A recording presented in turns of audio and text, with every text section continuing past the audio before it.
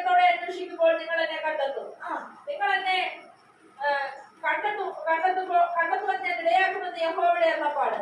ഞാൻ നിങ്ങളുടെ പ്രവാസം മാറ്റും. ഞാൻ നിങ്ങളെ നീക്കിക്കളഞ്ഞിരിക്കുന്ന സകല ജാതികളിൽ നിന്നും എല്ലാവരിൽ നിന്നും നിങ്ങളെ ശേഖരിച്ച് ഞാൻ നിങ്ങളെ വിട്ടുപോകുമാറാക്കിയ സ്ഥലത്തേക്ക് തന്നെ മടക്കി വരുത്തും. ദൈവം നിങ്ങൾക്കൊരു മടങ്ങി വരവ് തരുന്നതിനോടൊപ്പം നിങ്ങൾ പ്രാർത്ഥിച്ചുകൊണ്ടിരിക്കുന്ന ചില വിഷയങ്ങൾ കൂടെ വിടുതൽ വരുമെന്നാ പറഞ്ഞത്. എന്നും കുന്നും കർഷകയിലും കയ്പിലും കണ്ണുനീരിലും വേദനയിലും ഞരക്കത്തിലും രോഗത്തിലും നിന്നയിലും ഉഴൽച്ചയിലും സങ്കടങ്ങളിലും വീട് കിടന്ന് വിലപിക്കുവാൻ ദൈവജനത്തെ ദൈവം അനുവദിക്കത്തില്ലെന്ന്.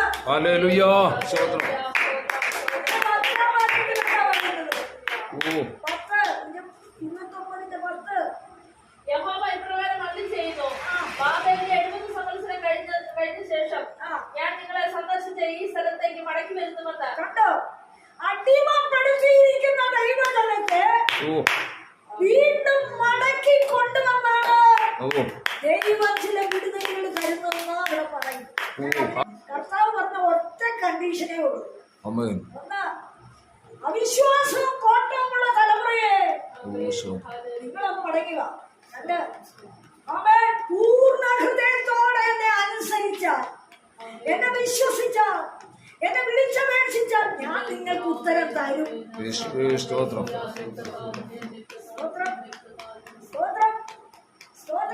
അപ്പോ ചില വിടുതൽ നടക്കാത്തതിന്റെ കാരണം എന്നാ?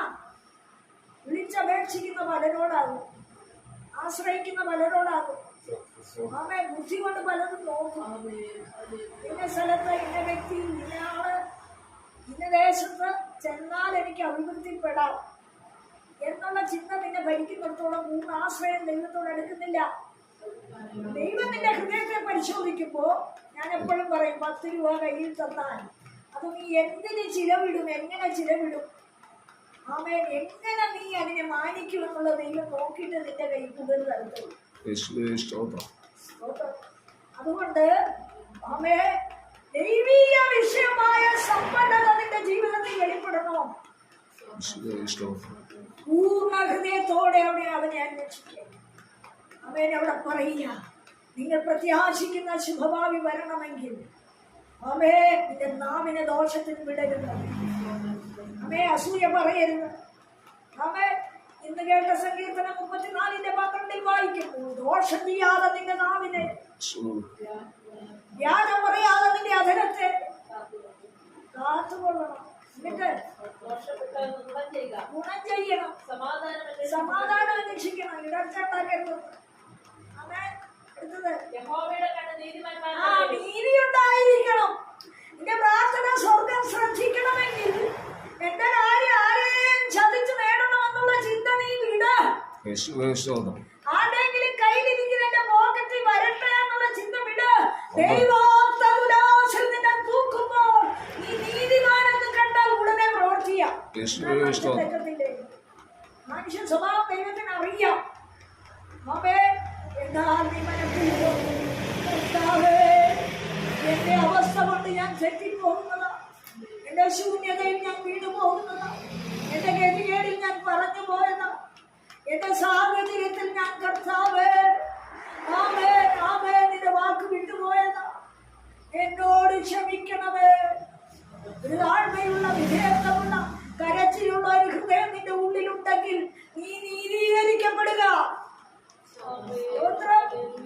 അവൻ ദീർഘക്ഷമയുള്ള ദൈവമായാലും ഹല്ലേലൂയ നിന്റെ അനുതാപ ഹൃദയത്തോട് ചേർന്ന് വരുന്ന ദൈവമാണ്. നിന്റെ കരച്ചിലും കണ്ണുനീരും കയ്പും മാറ്റുവാൻ ശക്തിയുള്ള ഒരു ദൈവത്തെയാണ് നാം സേവിക്കുന്നത്. ശുഭഭാവി ഉണ്ട്, പ്രത്യാശ നിനക്കും നിന്റെ തലമുറയ്ക്ക് ശുഭഭാവി തരുമെന്ന് തന്നെയാ. അതിനോടുള്ള വാഗ്ദത്തം ഉണ്ടെന്ന്, അത് നടക്കുമെന്ന്, അത് നിശ്ചയമാണെന്ന്.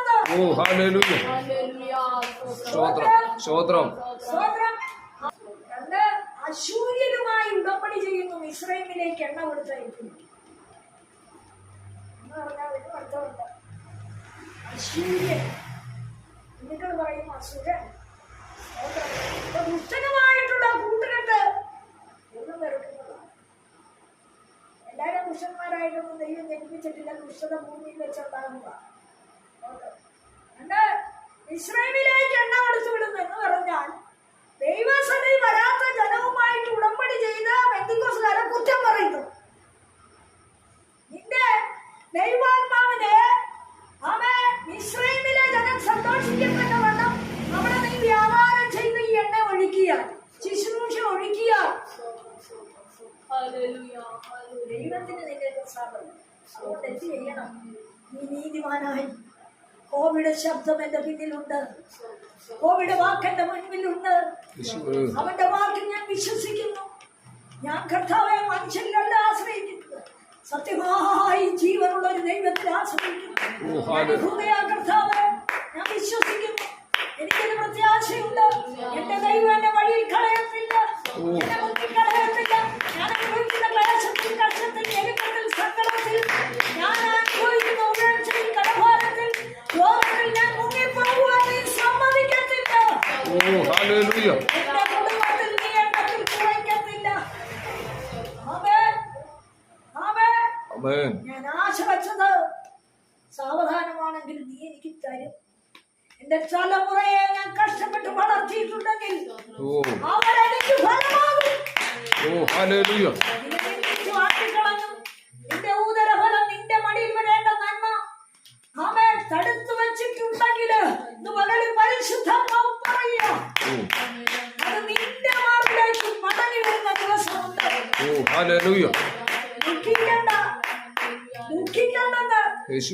ദൈവത്തിന്റെ കരം വ്യാപരിക്കുമെന്ന് ആശയ്ക്കും ആഗ്രഹത്തിനും എതിരായി വാദമുഖങ്ങളും കഷ്ടങ്ങളും നിന്റെ ജീവിതത്തിൽ കാണിക്കുമ്പോൾ നീ വാക്കുകൊണ്ട് പോരാടണ്ട. നിന്റെ വിശ്വാസ ജീവിതം നഷ്ടപ്പെടുത്തണ്ട. നിന്റെ ഉള്ളിൽ പക പൊങ്ങണ്ട. എന്റെ ദൈവം നിന്നെ ഇവിടെ വരെ കൊണ്ടുവന്നെങ്കിൽ അവനക്കരെ എത്തിക്കുവാൻ ശക്തിയുള്ള ദൈവമാണ്.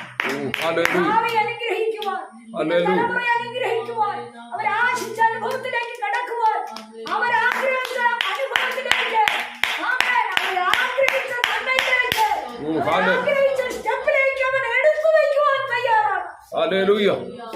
കാരണം നിന്റെ പിന്നില്, നിന്റെ തലമുറയുടെ പിന്നില്, അവരുടെ വിദ്യാഭ്യാസത്തിന്റെ പിന്നില്, അവരുടെ വഴികളുടെ പിന്നില് നിന്റെ കണ്ണുനീർ താങ്ങായി നിൽപ്പുണ്ട്. ദൈവസന്നിധിയിൽ ദൈവനാമം എടുത്ത് രാമങ്ങൾ നിലവിളിച്ച വിഷയം അവരുടെ ജീവിതത്തിന്റെ പാതയിൽ മാത്രമല്ല, അവരുടെ ജീവന്റെ അടിയിൽ നിന്റെ കണ്ണുനീര് അവർക്ക് ബലമായി ദൈവസന്നിധി നിൽപ്പുണ്ട്. അതുകൊണ്ട് അവൻ നീ ആഗ്രഹിച്ചതും പ്രാർത്ഥിച്ചതും നിന്റെ തലമുറയ്ക്ക് വേണ്ടി, നിന്റെ കുടുംബത്തിന് വേണ്ടി, നിന്റെ സ്വസ്ഥതയ്ക്ക് വേണ്ടി, നിന്റെ നിന്ന മാറേണ്ടതിന് വേണ്ടി, നിന്റെ ഗതികേടുകൾ അകറ്റേണ്ടതിന് വേണ്ടി നീ കരഞ്ഞ വിഷയങ്ങൾ അത് നീ കാണാതെ, അതിന്റെ നന്മ നീ കാണാതെ, അതിന്റെ അനുഭവം സ്വസ്ഥതയിൽ പ്രാപിക്കാതെ, അതിന്റെ പൂർണ്ണത നിന്റെ തലമുറ ഏറ്റെടുക്കാതെ, സന്തോഷത്തിന്റെ കുടുംബം ആനന്ദിക്കാതെ നീ ഭൂതലത്തിൽ നിന്ന് മാറിപ്പോകത്തില്ല.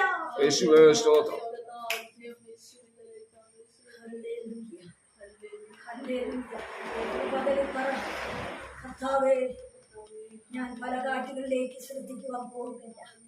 ആവശ്യമില്ലാത്തവർക്ക് ഞാൻ ഉടമ്പടിക്ക് പോകത്തില്ല. കർത്താവേ, ഞാൻ മിസ്രൈമിലേക്ക് എന്റെ എണ്ണ കൊടുത്തുള്ളതില്ല. എന്റെ ആത്മാവിനെ മിസ്രൈമിലേക്ക് ദൈവത്തെ ധിക്കരിച്ച് ജാതീയ പരമ്പരയിൽ പൗരോഹിത്യ പരമ്പരയിൽ പോകുന്നവരോട് ഞാൻ അവരോട് അവരുടെ വിശുദ്ധിക്ക് വേണ്ടിയല്ല, അവർക്ക് നന്മയുണ്ടാകുന്നതിന് വേണ്ടിയല്ല ഞാൻ പ്രാർത്ഥിക്കുന്നത്. അവർ ദൈവത്തെ അറിയണം, സത്യം അറിയണം, വിശുദ്ധി പാലിക്കണം, സത്യനമസ്കാരിയായി തീരണം, ജീവപുസ്തകത്തിൽ പേരുള്ളവരായി മാറണം, യേശുവിനോട് ചേരണം, നിത്യതയ്ക്ക് അവകാശികളായി രൂപാന്തരപ്പെടണം. ഈ ലോകത്തിൽ ഉള്ള ആയുസ്സിൽ തൃപ്തിപ്പെട്ടു പോകാനല്ല. കർത്താവേ, നിന്റെ വചനത്തിന്റെ പ്രമാണം അനുസരിച്ച് നീ തന്നെ നിത്യജീവൻ എന്ന് പഠിപ്പിച്ച ദൈവമേ, നിന്നോട് ചേരുന്ന ജാതിയോട് ഐക്യതപ്പെട്ട് മുന്നേറുവാൻ ഞാൻ ആഗ്രഹിക്കുക. കർത്താവേ, ഹല്ലേലൂയ. എനിക്കുടമ്പടി നീയുമായിട്ടാണ്. ഇസ്രായേലിനോടല്ല, അശൂര്യനോടല്ല. ഹല്ലേലൂയ. ഇന്ന് പകലിൽ നമ്മുടെ ഹൃദയത്തിൽ ഒരു തീരുമാനത്തോടെ കർത്താവേ, നിന്റെ വചനം സത്യമായെങ്കിൽ നിന്റെ വാഗ്ദത്തം അതുപോലെ വരുതല്ലെങ്കിൽ ചെയ്യും. ഞാനത് വിശ്വസിക്കുന്നു. പൂർണ്ണമായി ഏൽപ്പിച്ചു കൊടുക്കാം. ഈ വചനത്താൽ ദൈവമായി കർത്താവ്